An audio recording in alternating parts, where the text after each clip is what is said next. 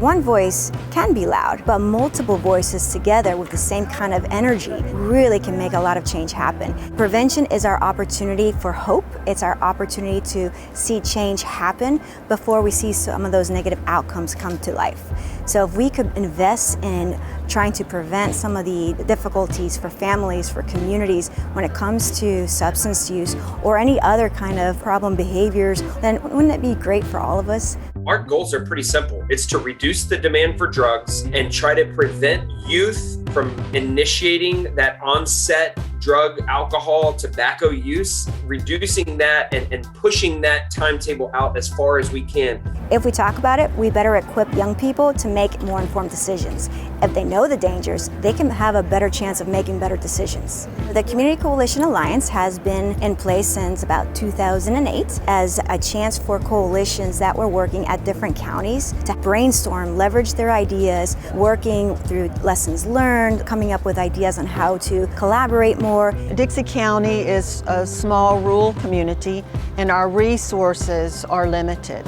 Through the Community Coalition Alliance, we're able to receive block grant dollars, which are state prevention dollars. Once you receive a grant, there's quite a few requirements. We learned how to manage a grant and how to utilize our grant funds to make sure that we reach the goals set by the grant. In our county, opioids, pills, and meth was very bad.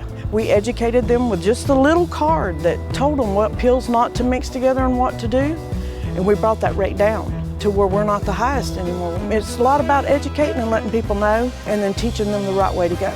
Biggest footprint for CCA is the Northeast Florida region, approximately 20 different county level coalitions. I'm going out and working with these counties and they like what CCA is doing. They love the mentorship, they love the guidance. This is what we envision for an alliance. Share ideas, talk about those barriers, come up with ways that we can overcome things and really brainstorm on how to better reach our communities. We do the technical assistance, provide training, the opportunity to provide them funding so that they can go and do things. And then we do a lot of partner connect if they need some supplies, if they need guest speakers, and then also be able to do a lot of the research around what's available, what's best practice, what the data says. We look at local data, regional data, and we also look at state data. And you're actually able to pinpoint what the issue is. Over time, the different coalitions were able to come together and put the bylaws in place, get a board together to really be that guiding force, and so they were able to finally hire on staff. We have individuals who have a background in research, a strong background in contract management, finance management, individuals that have worked at a local coalition,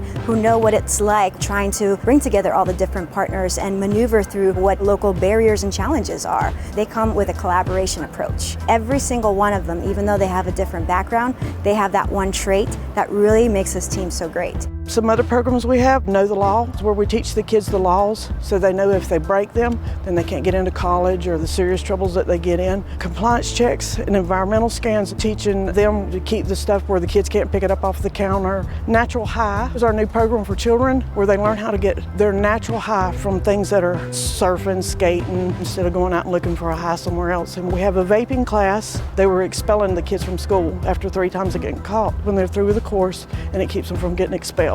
We were kind of approached by an organization called Deterra, which is a way to safely dispose of prescription medication for Kathleen and I to kind of partner at the state level to be able to get some grant money to get Deterra for all of our local coalitions. It couldn't have come at a better time right at the beginning of COVID. We were able to get it out and still be able to help communities safely dispose of prescription medications, which is even more important during the pandemic. One of the biggest things CCA and the National Guard have been able to partner on, and then the DEA prescription drug take-back days that happen twice a year, we really help them coordinate and communicate with law enforcement and the DEA to help them be successful in those events. We set up 4 quarterly meetings. We have a whole day dedicated to all of the different members coming together to do training, brainstorming. Sometimes we're able to distribute resources. Every Tuesday at 2, we do a virtual meetup. We send out an e-newsletter that does highlights about the different events happening.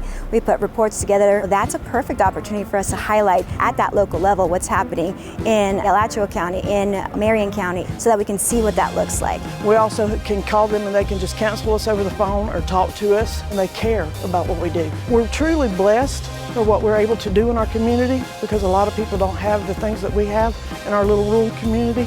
They also are able to help us find strategies that fit our need, and that's critical. This year, the Dix County Anti-Drug Coalition celebrates 11 years, and it is because of the Community Coalition Alliance that we've been able to do what we've been able to do. They're amazing. For more information about CCA, we have ccafl.org. See all the different things that we're working on and doing. It'll help you to locate the local coalition of your county and what's the contact information. And we stand here for supporting community coalitions, because at the end of the day, we have the same goal in mind: creating safer and healthier communities for all Floridians. And who doesn't want to get behind that?